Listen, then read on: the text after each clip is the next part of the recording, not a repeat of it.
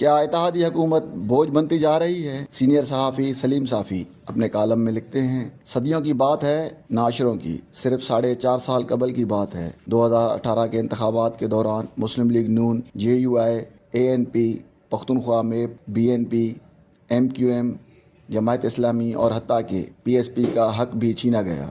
Peoples party کو منت ترلے کے بعد سندھ دلوایا گیا، لیکن مطمئن وہ بھی نہیں تھی۔ انتخابات کے بعد ان تمام جماعتوں نے سراج الحق کی دعوت پر اسلام آباد میں آل پارٹیز کانفرنس منعقد کی۔ رونا دھونا ہوا، انتخابی عمل اور نتائج کو مسترد کیا گیا، لیکن عملاً کچھ بھی نہ ہوا۔ کچھ عرصہ بعد عمران خان اور ان کے سرپرستوں نے مل کر نون لیگ کی قیادت کو جیلوں میں ڈالا۔ مولانا فضل الرحمان کو بھی نیب سے نوٹس ملنے لگے۔ تابعداری کے باوجود زرداری کو معافی نہ مل سکی اور ان کے ساتھ ان کے ہمشیرہ کو بھی گرفتار کر لیا گیا۔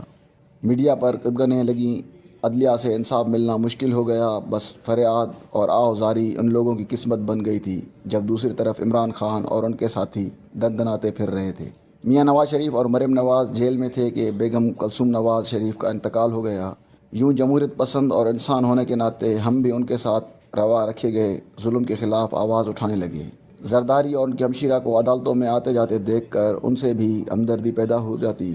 مولانا کی بے بسی اور بے روزگاری کا بھی ہمیں دکھ تھا۔ وجہ اس کی یہ تھی کہ ہم دیکھ رہے تھے کہ انتخابات میں زیادتی ہوئی ہے اور احتساب نہیں بلکہ سیاسی انتقام سے کام لیا جا رہا ہے۔ کوئی ایک راستے سے اسٹیبلشمنٹ کے ساتھ رابطے کر کے منت ترلا کر رہا تھا اور کوئی دوسرے راستے سے۔ جب زرداری صاحب آگے بڑھے اور PDM تشکیل دی تو ہمیں خیال ہوا کہ سیاستدانوں نے کچھ نہ کچھ سیکھ لیا ہے اور شاید اب وہ دوبارہ وہی غلطیاں نہیں دہرائیں گے جو ماضی میں دہراتے رہے۔ لیکن کچھ عرصہ بعد زرداری صاحب ڈیل کر کے PDM سے نکل گئے۔ یوں ان کے بارے میں قائم ہونے والا حسن زن دم توڑ گیا۔ لیکن مسلم لیگ نون اور JUI وغیرہ کے بارے میں کسی حد تک برقرار رہا، تاہم ہم دیکھ رہے تھے کہ عمران خان کی فسطائی حکومت کا خاتمہ ان کے بس کی بات نہیں، لیکن یہ خوش فہمی ضرور تھی کہ اگر کبھی موقع ملا تو اب کے بار وہ ماضی کی غلطیوں کو نہیں دہرائیں گے۔ سچی بات یہ ہے کہ مسلم لیگ نون اور JUI وغیرہ کبھی عمران خان اور ان کی سرپرست اسٹیبلشمنٹ کا کچھ نہیں بگاڑ سکتے تھے، لیکن بھلا ہو عمران خان کا کہ اقتدار کے نشے میں مبتلا ہو کر انہوں نے اپنے سرپرستوں کے گریبان میں بھی ہاتھ ڈال دیا۔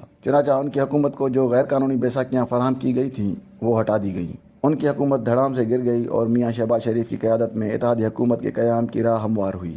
یہ ایک ایسی حکومت تھی جسے ہم قومی حکومت کا نام دے سکتے ہیں، کیونکہ اس میں سوائے جماعت اسلامی اور PTI کی ملک کی تمام جماعتیں شامل ہیں۔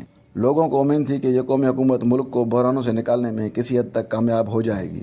ہم توقع لگائے بیٹھے تھے کہ اتنے مار پڑنے کے بعد نون لیگ، پیپلز پارٹی اور JUI وغیرہ نے عبرت پکڑ لی ہوگی اور اب کی بار ماضی کی غلطیوں کو نہیں دہرایا جائے گا۔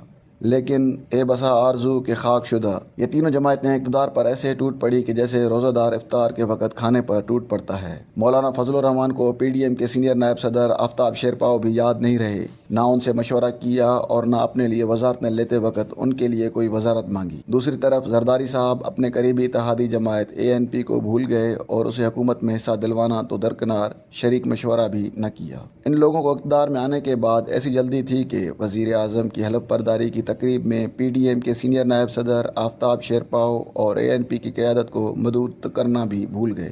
پھر کیا تھا؟ وزارتوں کی بندر بانٹ پر جھگڑے شروع ہوئے۔ میاں شہباز شریف وزارتوں اور بیوروکریسی میں اپنے گروپ کے لوگوں کو، جبکہ نواز شریف صاحب اپنے گروپ کے لوگوں کو اکوموڈیٹ کرنے میں لگ گئے۔ پیپلز پارٹی نے اپنے لیے حصہ بقدر جسا لے لیا، مولانا زیادہ ذہین نکلے اور اپنے حصے سے زیادہ لے گئے۔ دوسری طرف MQM، باپ پارٹی اور BNP وغیرہ کو بھی حصہ دیا گیا۔ چنانچہ وزراء، مشران اور معاونین خصوصی کی ایک بڑی فوج بن گئی، لیکن پیپلز پارٹی کے وزراء وزیر اعظم کے بجائے زرداری سے، JUI کے وزراء اپنے لیڈر سے لائن لیتے ہیں، MQM اور باپ پارٹی کے وزراء کی اپنی اپنی لائن ہے۔ یوں وزیر اعظم وزراء سے اس طرح پیش نہیں آ سکتے جس طرح کہ ایک ٹیم لیڈر پیش آتا ہے۔ دوسری طرف بیوروکریسی میں بھی یہ سب اپنی اپنی مرضی کے لوگ لائے ہیں اور وہ ریاست یا حکومت کی ترجیحات کے بجائے اس پارٹی سے لائن لیتے ہیں جس کے کوٹے میں ان کی تعیناتی ہوئی ہے۔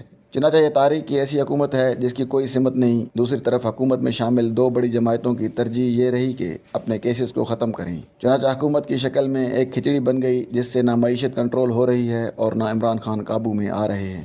معیشت خرابی کی وجہ سے حکومت میں شامل جماعتوں کی پاپولرٹی زمین بوس ہو رہی ہے اور اس کا فائدہ عمران خان کو مل رہا ہے۔ دوسری طرف یہ حکومت عوام کے سامنے اپنا بیانیہ بھی نہیں بنا سکتی اور لوگ جب زرداری، شہباز شریف اور مولانا وغیرہ کو ایک ساتھ اقتدار میں دیکھتے ہیں تو ان کا خون کھول اٹھتا ہے اور لا محلہ ان کا ووٹ عمران خان کی طرف جاتا ہے۔ بدقسمتی یہ ہے کہ حکومت میں شامل تمام جماعتیں کچھ کرنے اور قربانی دینے کے بجائے اقتدار انجوائے کر رہی ہیں اور یہ امید لگائے بیٹھی ہیں کہ وہی لوگ عمران خان کو قابو کر لیں گے جو انہیں لائے تھے، لیکن وہ حکومت کی طرف دیکھ رہے ہیں اور وقت کے ساتھ ساتھ شاید یہ حکومت بھی ان کے لیے بوجھ بن جائے۔